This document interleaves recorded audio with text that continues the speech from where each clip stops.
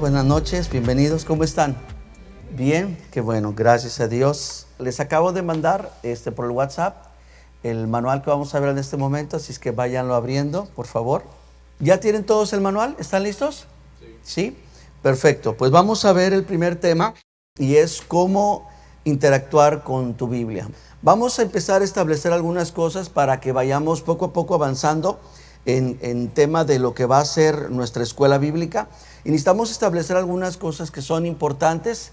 Entre ellas son ciertas metodologías, pero recuerden que vamos a trabajar principalmente a dos aspectos. Estamos convencidos de lo que Pablo le dijo a Timoteo, ¿verdad? Que se dedicara a buscar hombres fieles e idóneos. Entonces es muy importante este asunto de la fidelidad y la idoneidad. Cuando él mencionó fieles e idóneos, habló de dos aspectos muy importantes: lo que viene siendo el carácter y lo que viene siendo la preparación. Mucha gente, mucho pueblo vive en cierta manera frustrado porque dicen, bueno, ¿cuál es el propósito para mi vida? ¿Qué es lo que debo de hacer? ¿A qué Dios me llamó? Y estamos enfrascados en esa situación cuando en realidad estamos teniendo una problemática mayor de que más de lo que Dios quiere que yo haga. Creo que la pregunta primordial tiene que ser ¿cómo Dios quiere que yo sea? Es que vamos a tratar estos dos temas. Ahorita en esta primera clase vamos a empezar a establecer algunos aspectos bíblicos y en la segunda clase vamos a establecer aspectos éticos. Así es que, ¿cómo interactuar con tu Biblia? Bueno, vengan conmigo a la primera parte, y la primera parte es ten paciencia. Vamos a dividirlo en 5 partes, ¿verdad? Para cómo utilizar estos principios, estos puntos. No los hacemos muy extensos, al contrario, los hacemos prácticos para que ustedes puedan tener cierta relación más cercana con la Biblia. Y el número 1 es ten paciencia. Se ocupa algo muy importante para poder estudiar la Biblia y es paciencia. ¿Por qué? Miren de lo que hemos puesto ahí, cómo hemos analizado y hemos dividido Antiguo Pacto y Nuevo Pacto. ¿De acuerdo? Tenemos Antiguo y Nuevo. Es como ustedes ya lo han visto, ya lo saben. Pero quiero que observen estos detalles, que ustedes y yo somos privilegiados de vivir el tiempo que vivimos, de tener la Biblia que tenemos y de estar en la época en la que Dios nos ha establecido. Porque observen, vamos a ver el primer ejemplo. Han pasado 30,017 versículos de la Biblia, 30,000, más de 30,000, entre la aparición de Melquisedec y también la explicación de la profecía. Es decir, para que se pudiera entender este asunto de Melquisedec, transcurrieron más de 30,000 textos bíblicos y en tiempo transcurrieron más de 2,000 años. Es decir, en un momento apareció Melquisedec, surgió quién es, quién sabe, solamente teníamos registro de que apareció con Abraham y no se tenía nada más. Pero tiene que ser hasta el libro de Hebreos donde nos explica quién era este Melquisedec. Ahí tenemos las referencias bíblicas, las citas bíblicas, y si me permiten, sí quiero yo leérselas rápidamente. En Génesis 14 dice, entonces Melquisedec, rey de Salem, sacerdote del Dios Altísimo, sacó pan y vino. Es todo lo que se sabe. Melquisedec. Bueno, ¿quién fue? ¿Quién era? No se sabe. Tuvieron que transcurrir este montón de libros, todo este tiempo, para que en Hebreos 7 se diera testimonio de él. ¿Y cuál es? El que se dice, tú eres sacerdote para siempre, según el orden de Melquisedec. Entonces, vemos aquí un aspecto muy importante de tener paciencia. Vamos a ver otro ejemplo. Hay 26,997 versículos entre la promesa dada a Abraham y la bendición prometida a los gentiles. Aquí tuvimos un pequeño error, es Génesis 12:3. Hubo un pequeño error de dedo ahí. Es Génesis 12:3 y podríamos decir que parte del cumplimiento lo encontramos en Hechos 10:15. También transcurrieron más de 2,000 años, hermanos. Más de 2,000 años entre una cosa y la otra. Una noche Dios se le aparece a Abraham y le dice, te voy a bendecir y en ti serán benditas todas las familias de la tierra. Tuvieron que transcurrir más de 2000 años para que esto se manifestara. Y un recuento muy grande está en Hechos 10. Dice Génesis 12:3, yo lo leo acá. Bendeciré a los que te bendigan y maldeciré a los que te maldigan y serán benditas en ti todas las familias de la tierra. Después de 2000 años vemos a Pedro dando testimonio de este cumplimiento hecho a Abraham hace más de 2000 años. Y dice, entonces Pedro dijo, abriendo su boca, en verdad comprendo que Dios no hace acepción de personas. Un ejemplo más de por qué tener paciencia. Número 1, estamos viendo, ten paciencia. Esa es una de las formas en las que tú y yo tenemos que interactuar con la Biblia. ¿Cómo? Con mucha paciencia. Vengan conmigo a observar el número 3. Son 23,128 versículos bíblicos entre cuando se le dice que se cierre el sello para que quede sellado hasta que pueda todo funcionar. Y lo vemos en que en el cumplimiento del libro de la profecía, que es en Apocalipsis, es cuando se rompe, se puede remover este sello. Daniel 12:4 dice lo siguiente aquí. Dice, pero tú, Daniel, cierra las palabras y sella el libro hasta el tiempo del fin. Muchos correrán de aquí para allá y la ciencia aumentará. Dios le dio una profecía a Daniel y Daniel estuvo escribiendo. Y le dijo, ¿sabes qué? Enróllalo y séllalo. Y le puso un sello y nadie puede abrirlo.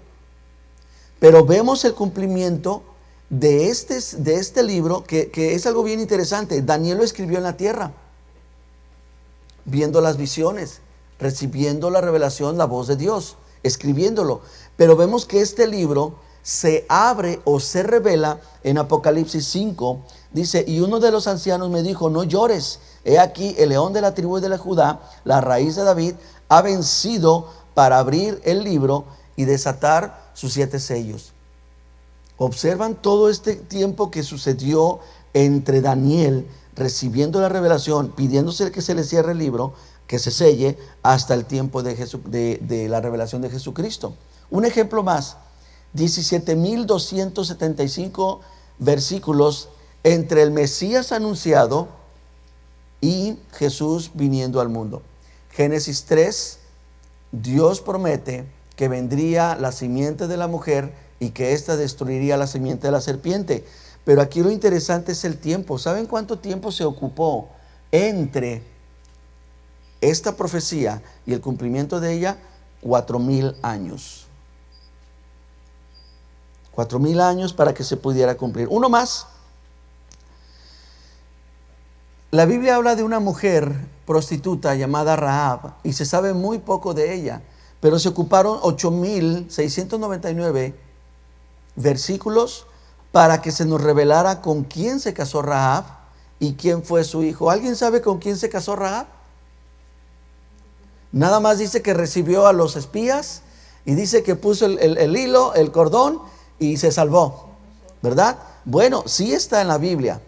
Vengan conmigo. Bueno, yo les leo Josué capítulo 2. Y miren lo que dice. Josué, hijo de Num, envió desde Sittim 2 espías secretamente diciéndoles, vayan, reconozcan la tierra. Y ellos fueron y entraron a la casa de una ramera que se llamaba Rahab y posaron ahí. Es todo lo que nos dice. Pero se ocupó todo este tiempo y todos estos textos bíblicos. Y en Mateo capítulo 1 versículo 5 dice, y Salmón engendró de Rahab. ¿Quién es el esposo de Rahab?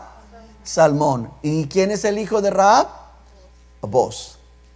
Y si se fijan en Jueces no lo dice. Entonces es bien importante que aprendamos a tener paciencia.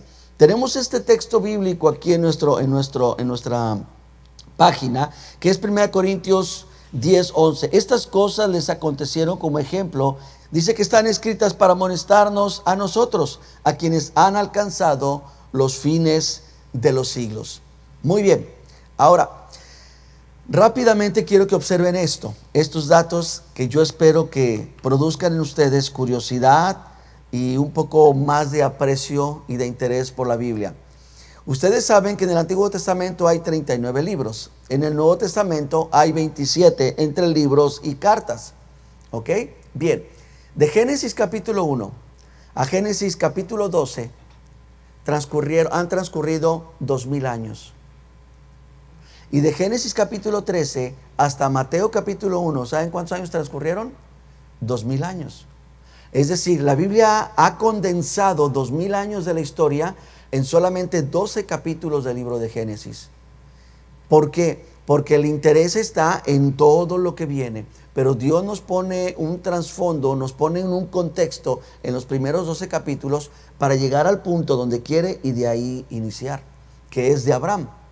Y de ahí continuar. Ahora, lo que es interesante es que de Mateo capítulo 1 a Apocalipsis capítulo 1, que es todo el Nuevo Testamento, solamente transcurrieron 99 años. Repito, de Génesis 1 a Génesis 12, ¿cuántos años? 2000. De Génesis 13 a Mateo 1, ¿cuántos? 2000. Y de Mateo 1 a Apocalipsis, ¿cuántos años? 99 años solamente. Sin embargo, de Mateo capítulo 1 hasta el día de hoy, ¿saben cuántos años van? 2021. Entonces tenemos como número uno que ver que tenemos que ser pacientes con la Biblia. Número 2, vénganos a la siguiente página. Número 2 es el siguiente: escucha el eco. Es bien importante que aprendamos a escuchar el eco. Y lean conmigo en la parte inferior, dice Romanos 5:14, el cual es figura del que había de venir, hablando de Jesucristo. ¿Ok? Ahorita vamos a analizar un poquito nuestro gráfico. Vengan conmigo. Jesús dijo que escudriñemos las Escrituras, porque ellas son las que dan testimonio de Él. ¿De acuerdo? No dijo que leyéramos, dijo que escudriñáramos. Ahora, entonces tenemos un conflicto. Vamos a poner en oposición el leer con el escudriñar. En la próxima clase, la próxima semana, vamos a adentrarnos un poquito más a trabajar en esto, y créanme que el material que vamos a utilizar nos va a ser de mucha ayuda. ¿Cuál es la diferencia y la problemática entre leer y escudriñar? Que leer te informa, pero escudriñar te permite encontrar lo que Jesús utilizó como una parábola que dijo perlas. Ahora, Jesús nos dio una advertencia y dijo que no se dieran las perlas ¿a quiénes? A los perros y a los cerdos. ¿Por qué? Porque estas perlas son principios que están escondidos. Una perla está escondida ¿en dónde? En la almeja. ¿De acuerdo? Y esta almeja está ¿en dónde? En el fondo del mar, ¿verdad? Entonces es difícil encontrarla. Para mucha gente viene la frustración al leer la Biblia, pero ¿por qué? Porque se ocupa una cosa que fue lo que deberíamos de tomar en cuenta el primer punto que vimos, que es el espíritu de la revelación, que es ahorita lo que voy a mencionar. Leer es informarte, es observar un contenido y decir, ok, ya lo entendí, ya tengo el conocimiento, pero el escudriñar, estuve buscando en las definiciones y hay varias definiciones para escudriñar. La que más me gustó, porque se me hace más agresiva y se me hace que nos va a quedar más grabada. ¿Saben cuál sería un buen ejemplo de escudriñar la Biblia? Es igual que un perro que está en el campo y está cavando hoyos buscando un hueso que había enterrado. Ese es un término bastante agresivo, pero muy importante, que a donde nos debe de llevar de qué manera debemos de escudriñar la Escritura. A veces, y vamos a ver un poquito más, aprender qué son referencias, versículos cruzados, etcétera. Pero a veces el leer la Biblia y ver que tiene una M o una B, decimos, ¿y qué es eso, verdad? ¿Para qué es eso? Y bueno, los que redactaron la Biblia, pues tuvieron a bien el poner un texto bíblico, ¿verdad? Más, o decir de dónde venía, menciona el Nuevo Testamento y tiene una letra y esta nos lleva al Antiguo Testamento y lo dejamos ahí. No, necesitamos ser como ese perro que escarba a buscar ese hueso. Necesitamos ser como esas personas que se dedican a buscar esa perla. Por eso, el estudio de la Biblia Ahora, yo solamente en todas estas clases vamos a estar manejando de manera superficial. Más adelante, en los siguientes niveles, ya vamos a ir profundizando. Pero sí quiero decirles que el estudio de la Biblia se compone de 4 partes, ¿ok? Uno es el pshat, así lo mencionan en hebreo. El otro es el remes. El otro es el drash. Y el otro es el sod. Son palabras hebreas. No se preocupen ahorita, que las vamos a ver más adelante. El pshat es el sentido literal, lo que tú leíste, ¿ok? En el principio creó Dios los cielos y la tierra estaba desordenada y vacía, y el Espíritu de Dios se movía sobre la faz de las aguas, y dice que el abismo estaba ahí. Y dijo Dios, sea la luz. Entonces, allí nos está dando el sentido literario de los acontecimientos, ¿ok? Pero también está lo que conocemos, el segundo nivel de estudio, que es las sombras y las figuras. Sombras y figuras. Yo no sé cuántos, bueno, en primer lugar no sé cuántos pudieron o con cuántos yo pude darme a entender cuando vimos el término de la luz. ¿Recuerdan que lo vimos ahora en el estudio de las puertas del cielo, las llamas del infierno? Manejamos un poquitito el estudio de lo que fue la luz. Dice, y fue la luz. ¿Y quién es la luz?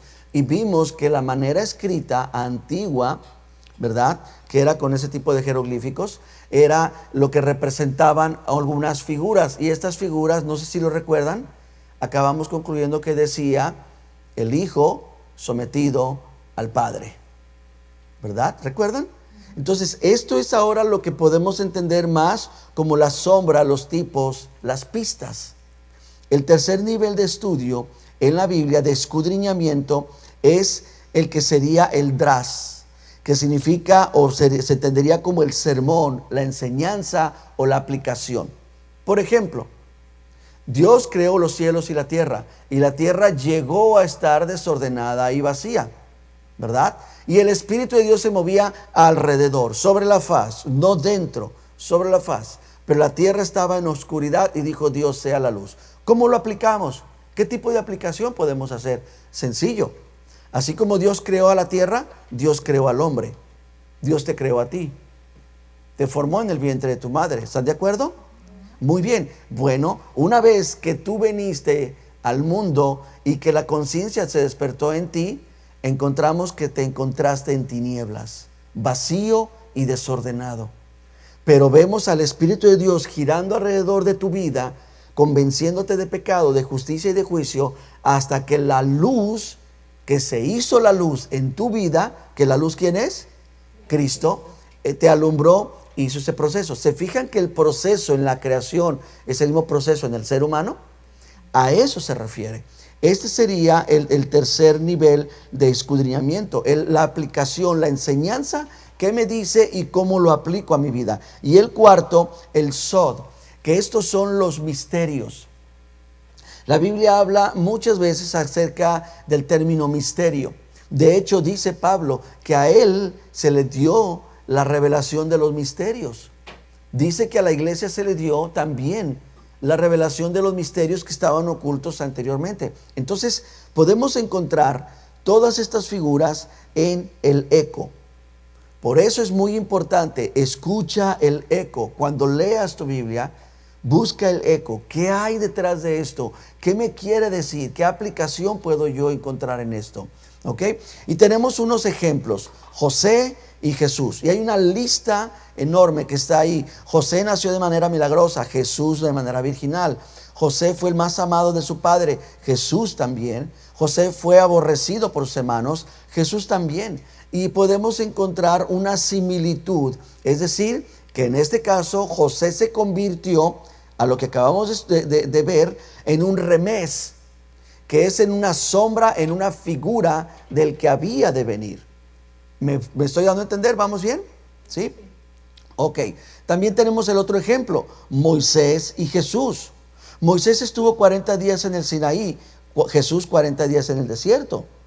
Moisés extendió su vara y abrió el mar. Jesús reprendió las aguas y los vientos, caminó sobre el mar. Y vemos como muchas cosas fueron similares. Moisés tomó para sí una mujer no judía, tomó una mujer gentil. Jesús hizo una mujer para él que también es gentil, que somos nosotros. Entonces podemos encontrar aquí, en estos ejemplos que doy, el sentido literal.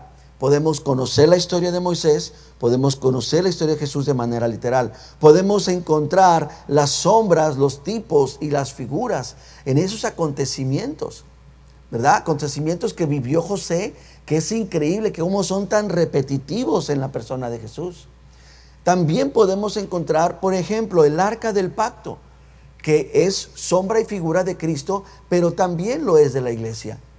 La iglesia es una iglesia formada por hombres, mujeres, ¿verdad? Imperfectos, pero recubiertos tanto por fuera como también puestos, depositados por dentro las cosas divinas. Pablo dijo, por lo tanto nosotros somos ese tesoro en vasos de barro, pero que llevamos dentro de nosotros, ¿qué? La gloria y la excelencia, como lo era el arca. Entonces podemos ver todas estas cosas, y aún en estos ejemplos que menciono, podemos ver también el dras, que viene siendo la aplicación, ¿ok?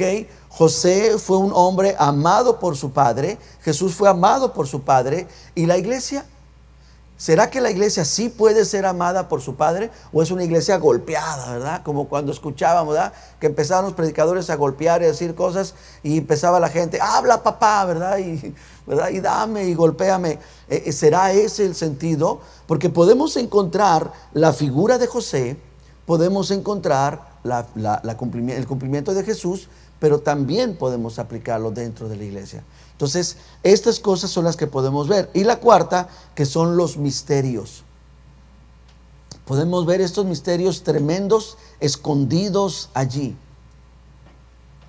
¿verdad? Platicamos con una persona de un personaje X que sacó un material hablando de cómo vivir una vida con propósito, ¿verdad? No sé si a alguno le suena familiar. Y bueno, dentro del comentario decían, oye, pero es que eso... Me dije, bueno, ¿tú qué opinas? Y yo dije, bueno, el material es buenísimo. Y me abrieron los ojos.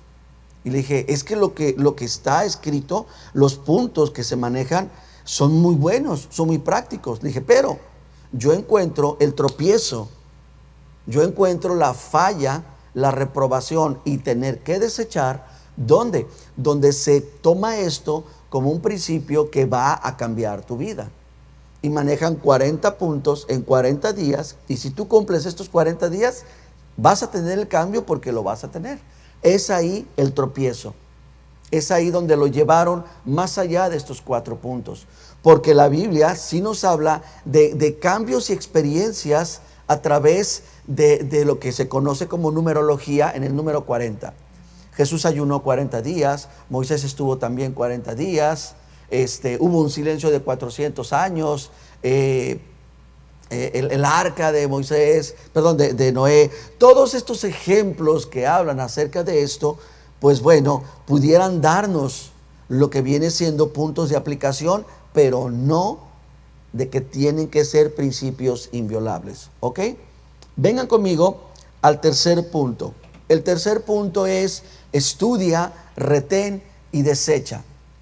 Es muy importante que aprendamos a estudiar. Bueno, ok, ya vimos un poquito cómo, lo vamos a ir desarrollando más adelante, pero también tenemos que aprender a retener y desechar. Pablo dijo, escúchenlo todo, retengan lo bueno, desechen lo malo, ok.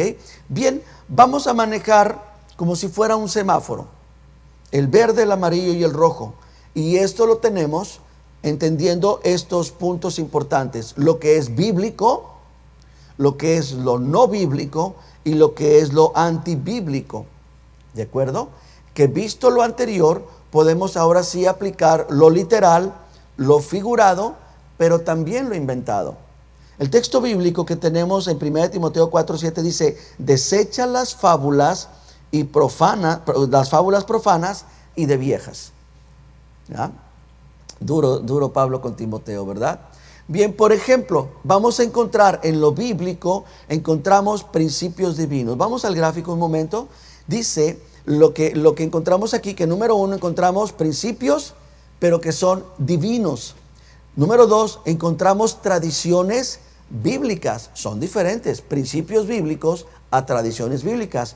Y número 3, encontramos hechos, que es, por ejemplo, la creación, el desarrollo de todas las cosas, el desarrollo de las naciones, la multiplicación en las lenguas de los hombres, etc. Tenemos lo no bíblico, que vienen siendo principios, pero ya no divinos, sí humanos. También hay principios humanos, ¿ok?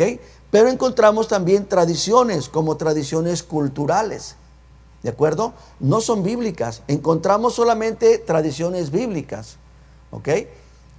Una historia, una locación, una cuestión geográfica, una cuestión socioeconómica, social, etcétera, ¿verdad? Que es en el Medio Oriente, allá por aquellos rumbos, pero nada que ver con nosotros. Entonces, en lo no bíblico encontramos tradiciones culturales, lo que representa cada país. ¿Es malo? No, pero no es bíblico, ¿ok?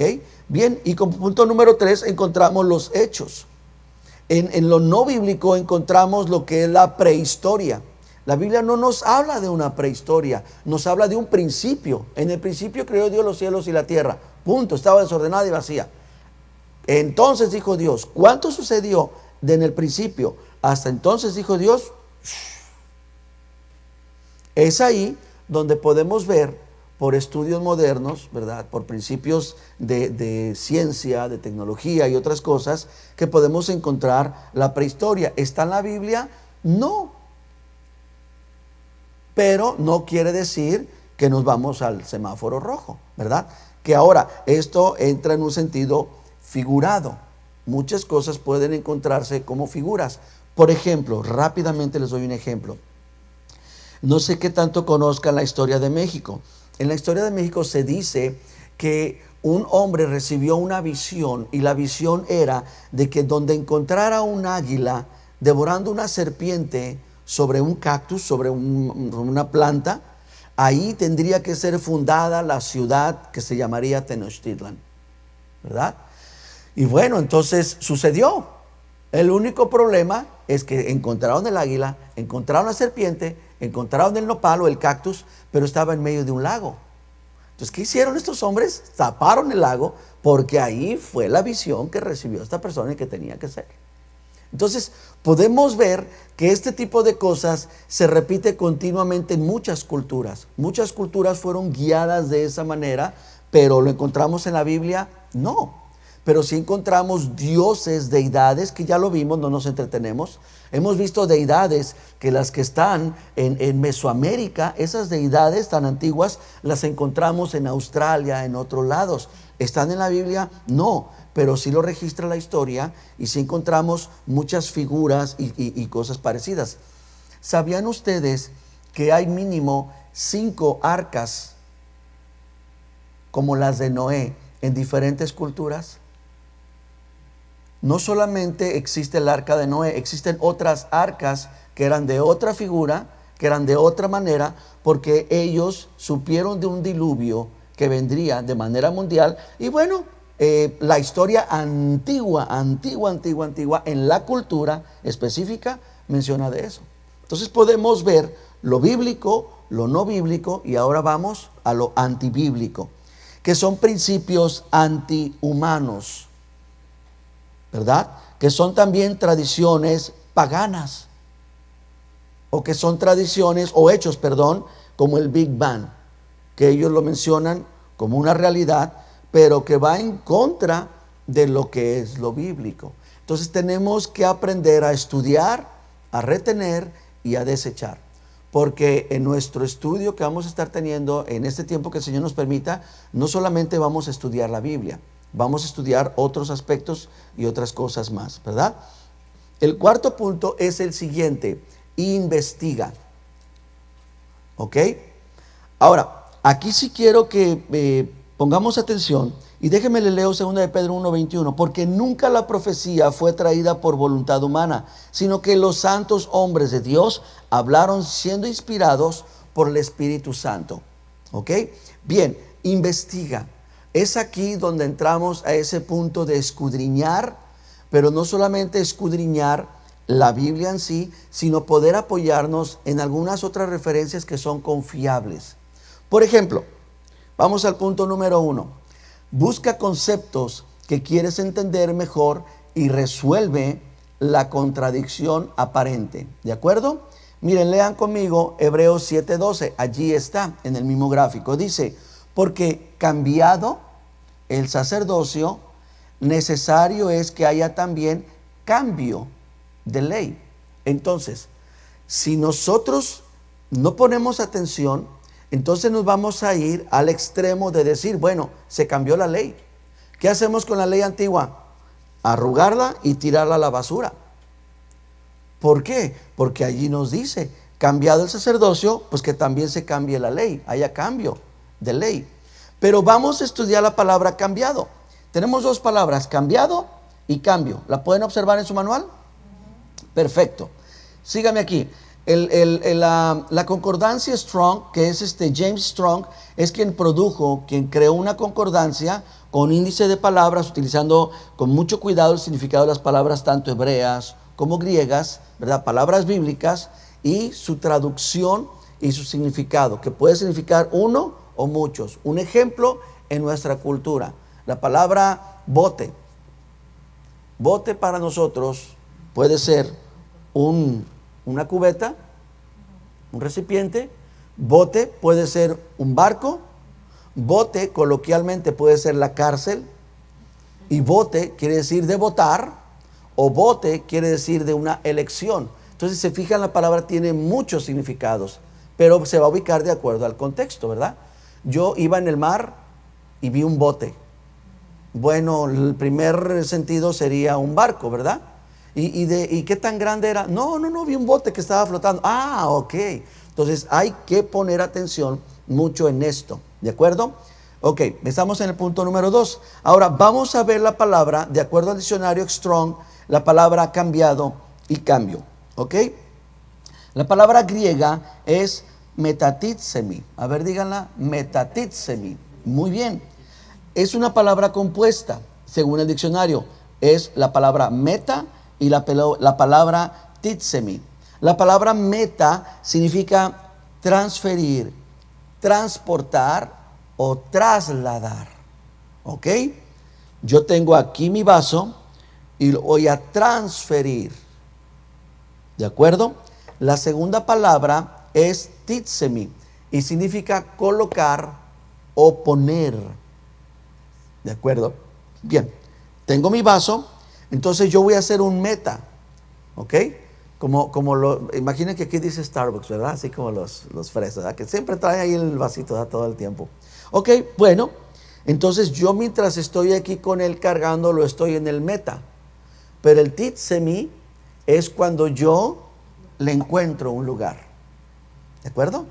Entonces, es una palabra compuesta. ¿Ok? ¿Cuál es la definición? Trasladar, cambiar de lugar o transponer.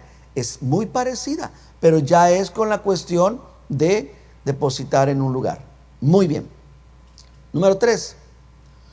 Hay que buscar las referencias cruzadas. Es decir, hay que buscar esa palabra en otros lugares, en otro tiempo de la historia o en otras circunstancias.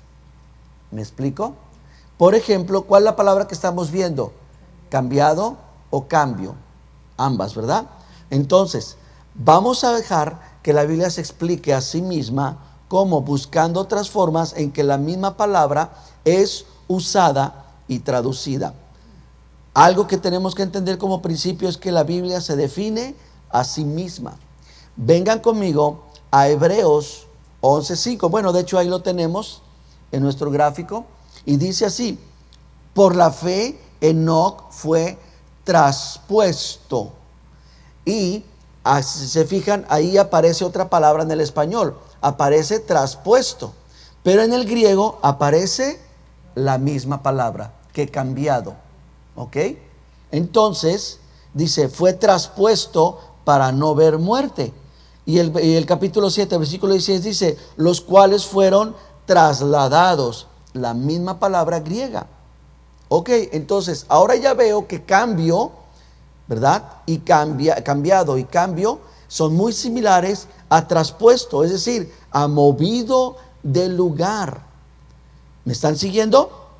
Ok, entonces ahora viene la pregunta, donde se puede contradecir. Alguien puede llegar y te dice, la Biblia se contradice. ¿Por qué? Porque la Biblia dice que si la ley de Dios es eterna, ¿por qué Hebreos dice que hubo cambio? Dios dijo que su ley sería eterna. Entonces, ¿recuerdan los tiempos? Es importante. De Génesis 1 a Génesis 12, ¿cuántos años? Exacto. Y de Génesis 13 a Mateo 1, ¿cuántos? Ok, entonces, quiero que sepan que esta frase, cuando Dios dijo, la ley mía será eterna, no fue dada en los primeros 2000 años. Fue dada en los segundos 2000 años. Es decir, por allá en el Éxodo, en Números, fue cuando Dios dijo que su ley sería eterna. Entonces, fueron menos de 2000 años lo que duró, porque ahora la ley ya se arrugó, ya la agarramos y la echamos a la basura, entonces se contradijera. A menos que ahora, entendiendo estos puntos, vemos nuestra conclusión. El sacerdocio se trasladó, fíjense de dónde, del orden de Leví al orden de Melquisedec. ¿De acuerdo? Tenemos unas citas bíblicas ahí que lo refieren. Y el sumo sacerdote se trasladó al cielo. El sacerdocio fue dado a Leví, fue trasladado, se le quitó el sacerdocio a Leví y se le dio a Melquisedec, que era un hombre sin principio y sin fin, y de la cual línea de Melquisedec viene el sumo sacerdote llamado Jesucristo. Pero este Jesucristo no permaneció en la tierra. ¿A dónde fue llevado? Al cielo. Fue, ¿cuál es la palabra en griego? Fue metatitsemi. Cristo fue metatitsemi de la tierra al cielo. Entonces encontramos que el sumo sacerdote fue trasladado al cielo. Por lo tanto, el templo de Jerusalén, donde ministraba el sumo sacerdote, el sacerdocio de Leví, ese templo fue trasladado al templo de tu cuerpo. Entonces, en nosotros no puede ministrar el sacerdocio de Leví, pero sí puede ministrar el sacerdocio de Melquisedec. ¿Me están siguiendo? Me estoy yendo así despacito. ¿Ok? ¿Por qué? Porque fue un traslado de Leví a Melquisedec. Por lo tanto, Cristo es el sumo sacerdote. Cristo fue trasladado al cielo. Por lo tanto, el templo hecho de manos, el templo de piedra, de rocas, fue trasladado a nuestro cuerpo, siendo ahora nosotros el templo y teniendo un sumo sacerdote, no de la línea de Leví, sino de la línea de Cristo. Entonces, si esto es así, ¿qué pasa con la ley? Que es nuestra pregunta. Ok, bueno, la ley cambió de tablas de piedra, ¿a dónde? Al corazón del creyente. Lo vamos a ver con más paciencia y paso a paso cuando continuemos con nuestro estudio cronológico en Éxodo, ¿verdad? Pero podemos ver que trasladar no es igual a eliminar, quitar o abrogar. ¿Recuerdan que Cristo dijo, no he venido a abrogar? ¿Qué es abrogar? Romper, destruir. No. ¿Cuál es la aplicación entonces en este punto? ¿Verdad que es muy interesante este punto? La aplicación es porque trasladado el sacerdocio es necesario que haya también cambio de lugar de la ley. Entonces la ley ahora ¿dónde está? En nuestro corazón. Ya no me dice una piedra que no mate. Ahora en mi corazón está el amor. Y como amo, no mato, no robo, no le miento, no le soy infiel, etcétera, ¿verdad? Punto número 5 y vamos a concluir con este. Aquí concluiríamos nuestra clase. Bien, aquí es, conoce tu traducción. Este es también un asunto muy importante. Tienes que conocer la traducción de tu Biblia, ¿ok? Tenemos este gráfico donde tenemos aquí una línea larga donde nos muestra un aspecto, lo literal y lo parafraseado, ¿ok? Entonces, vamos a manejar esos dos extremos. Lo pueden ver en su manual. Literal y parafraseado.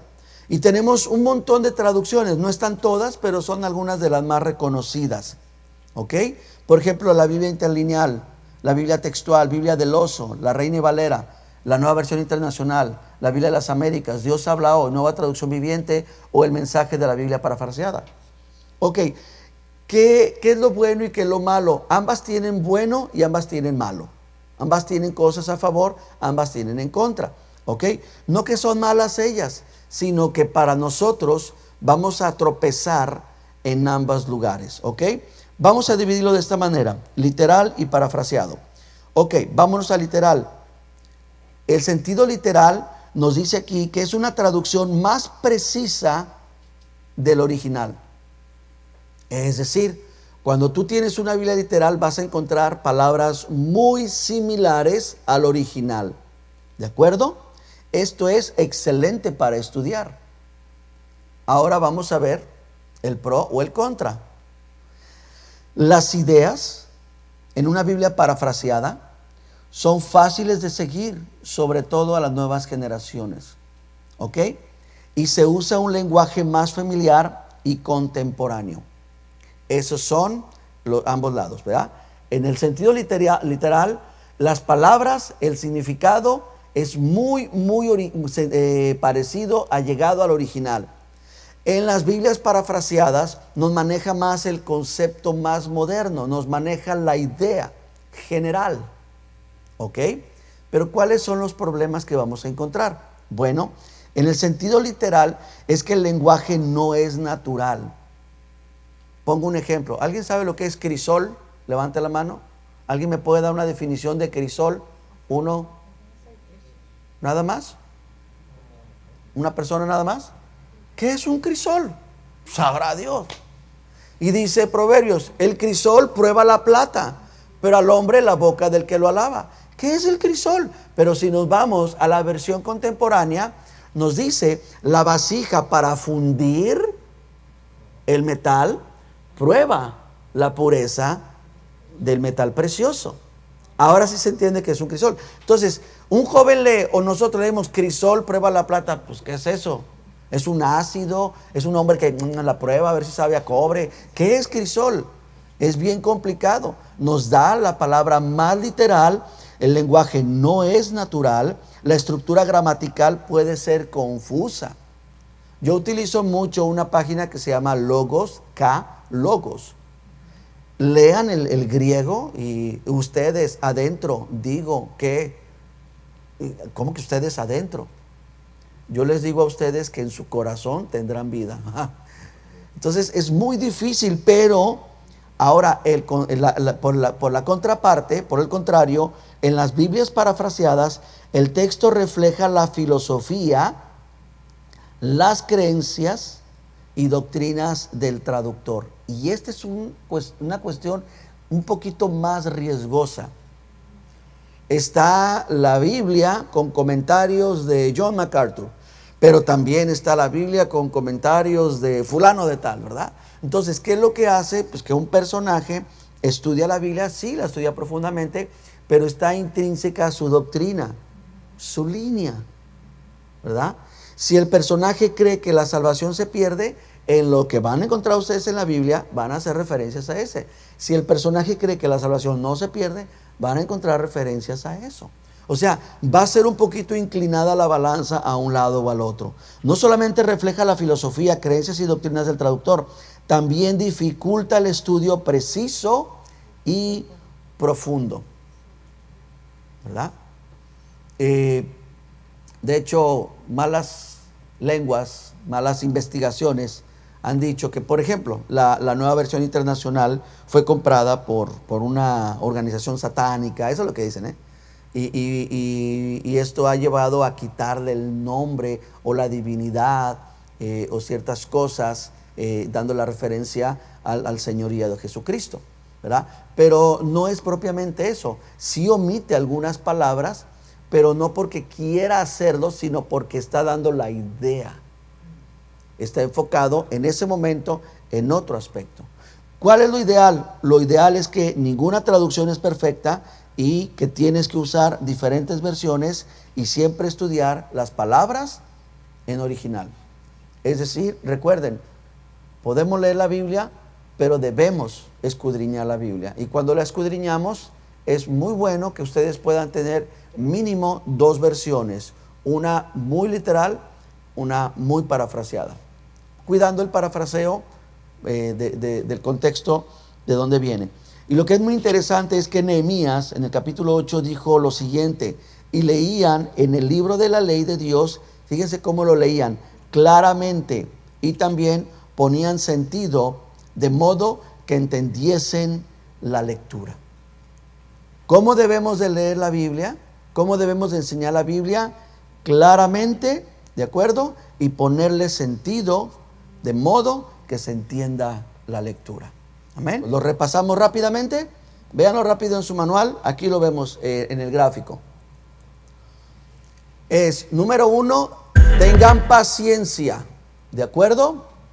Número 2, escuchemos el eco. Número 3, tenemos que aprender a estudiar, a retener, pero también a saber desechar. Número 4, investigar. Investiguemos las palabras y sobre todo los textos que pudieran entrar en conflicto con otras cosas. Número 5, conoce tu traducción. Yo sé que algunos están casados con una traducción X y bueno, está bien, pero les recomiendo, número 1, no satanicen y no estén pasando información que no les conste, diciendo esta Biblia es del diablo, o esta Biblia es así, o esta Biblia es asá.